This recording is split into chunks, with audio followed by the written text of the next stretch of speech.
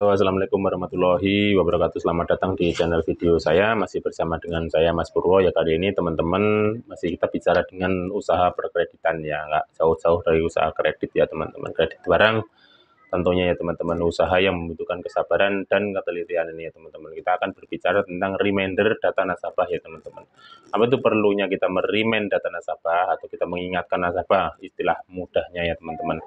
Kita mengingatkan nasabah itu sudah barang tentu kewajiban kita sebagai yang pengkredit ya, yang pengusaha kredit, yang kita yang menyalurkan kredit barang ya teman-teman. Sudah barang tentu kita pentingnya mengingatkan tagihan-tagihan ke nasabah ya teman-teman.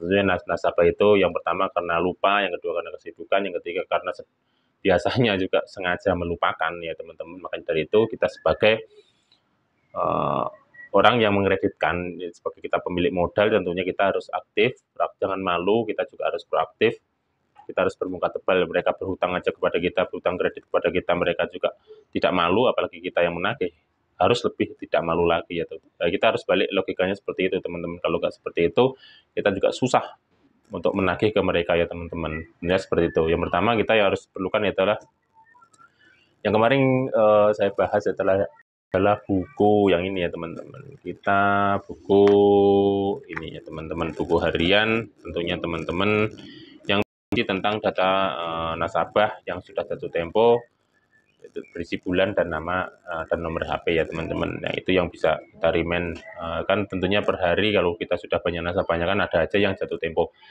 Terus waktunya tuh efektifnya berapa hari sebelumnya ya teman-teman. Kita tentunya harus, kalau saya yang mengingatkan biasanya saya per pagi-pagi itu saya juga sudah buka ini, saya usahakan rutin ya teman-teman.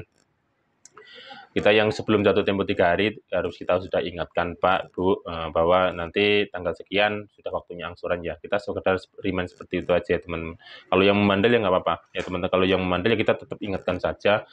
Memang sudah kewajiban kita, baik mereka membayar atau belum membayar, memang sudah kewajiban kita untuk merimain ya. Gunanya ini juga efektif ya teman-teman, efektif juga untuk mengingatkan. Jadi mereka juga misalkan yang lupa sudah, oh ya ancang-ancang sehari 2 hari sudah harus ada ya, sudah harus ancang-ancang seperti itu. Jangan kita sudah lewat baru kita mengingatkan, itu juga kewajiban kita. Kalau yang lewat ya tetap aja kita ingatkan, tapi baiknya ya seperti itu ya teman-teman. Kalau kita yang punya agensi, yang punya cabang-cabang ya tentunya kita sudah harus minta laporan per 3 hari atau per seminggu, daftar nasabah-nasabah mana aja yang telah jatuh tempo dan nasabah-nasabah mana aja yang harus bayar. Tentunya seperti itu ya teman-teman, kita harus disiplin dalam urusan penagihan ini ya teman-teman, karena nyawanya di penagihan ini sebenarnya.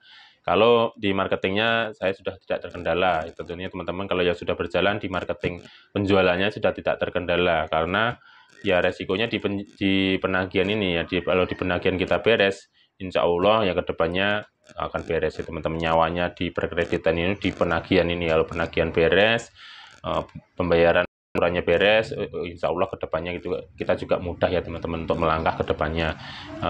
Pengalaman saya juga seperti ini ya teman-teman, penagihan belum selesai malahan yang ngantri sudah banyak. Nah seperti itu teman-teman.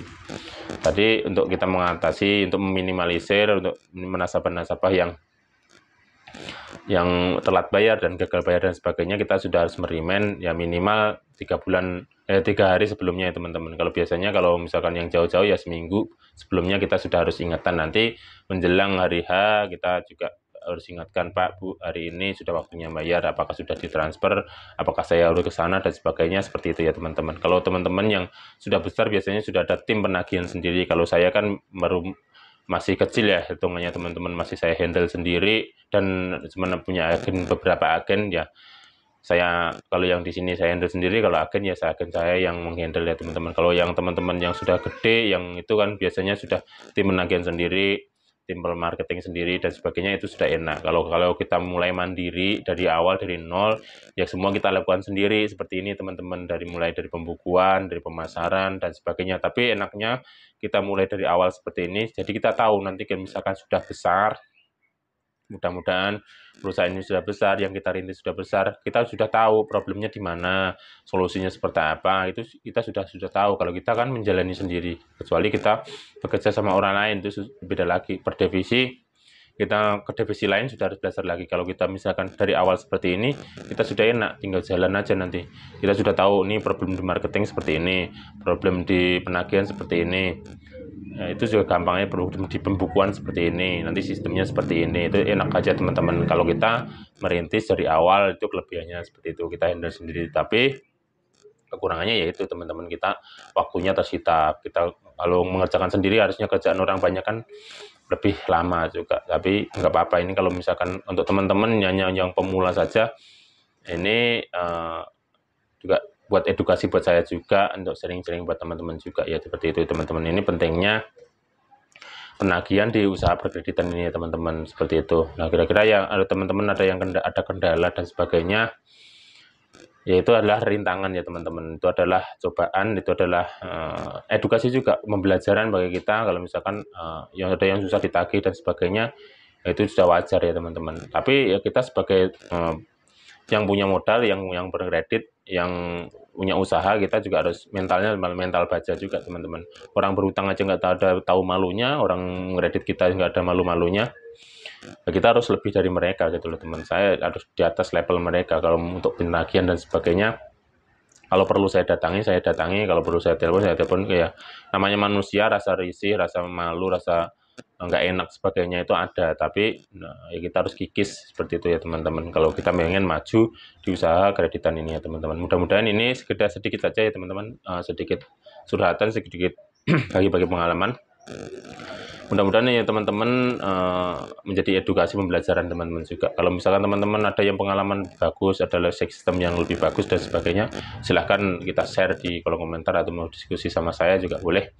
Silahkan juga teman-teman, silahkan aktifkan tombol lonceng serta subscribe untuk update video-video terbaru dari saya. Demikian saya akhiri, bila topik walhidayah. Wassalamualaikum warahmatullahi wabarakatuh.